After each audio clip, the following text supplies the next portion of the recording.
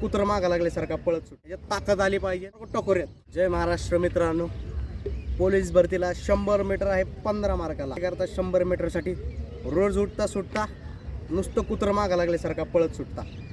असं 100 मीटर बसत नाही. तुम्हाला 15 पैकी 15 मार्क घ्यायचे तर आठवड्यातनं 2च दिवस फक्त 100 मीटर मारा. बाकीच्या दिवशी तुम्ही ड्रिल्स करा. ह्याच्यात ताकद आली पाहिजे. तुम्हाला यासाठी वर्कआउट काय करायचं आहे तुम्हाला तो वर्कआउट मी सांगतो. बेसिक वर्कआउट आहे ते करा. ज्याला माहिती आहे त्याने नका बघू, ज्याला नाही माहिती त्याने बघा, त्याने त्याची तयारीला लागा. बरेच भरतीमध्ये काय होतं 100 मधले कोणाला 10 मार्क पडतात, कोणाला 2 मार्क पडतात, काहींना मार्कच पडत नाहीत. तर उठत्यात सुटत्यात आणि पळत सुटतात. तुम्ही जर असं पळत सुटलं तर तुमचा काही 100 मीटरला तुम्हाला काय पैकीच्या पैकी मार्क आउट ऑफ मार्क काय मिळणार नाही. प्रॉपर त्याचा व्यायाम करा, वर्कआउट करा आणि मग 100 मीटर पळा. कळलं का? नाही तर मार्क टकोऱ्यात.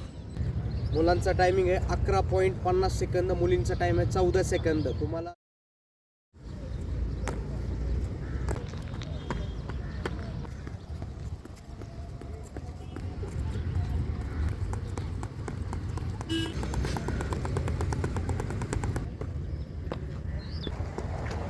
शंभर मीटरसाठी तुम्ही स्टार्टअप करताय. पहिले 30 मीटर पळा, नंतर 60 मीटर पळा, नंतर 100 मीटर पळा. अशा 3 प्रकारे तुम्ही रनिंग चालू करा. बेसिक तुम्हाला माहिती सांगतो.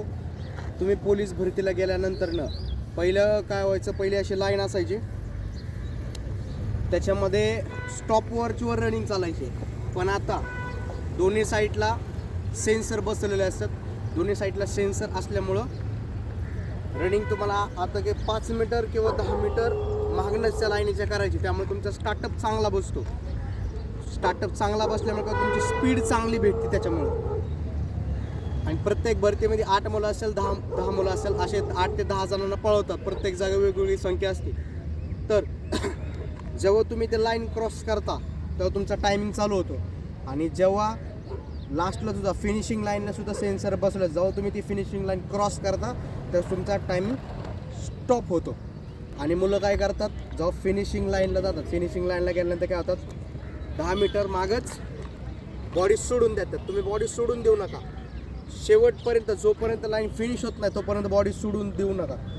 तुमचे 2 ते 3 सेकंद हे तुम्ही जेव्हा तुम्ही स्टार्टअप करता आणि जेव्हा तुम्ही फिनिश करता हे तुमचे 2 सेकंद तुमची हितच कवर होतात आणि हितच वाया जातात. त्याच्यामुळं तुम्ही काय करायचं, तुमची स्टार्टिंग लाईन आणि फिनिशिंग लाईन याच्याकडे पण जोर द्यायचा आहे. आता ही फिनिशिंग लाईन आहे. समजा मी 100 मीटर पळत आलो, मी काय करणार, पूर्ण झोकून देणार. बॉडी काय करणार, पूर्ण झोकून देणार. लास्टला तुम्ही स्पीड द्या.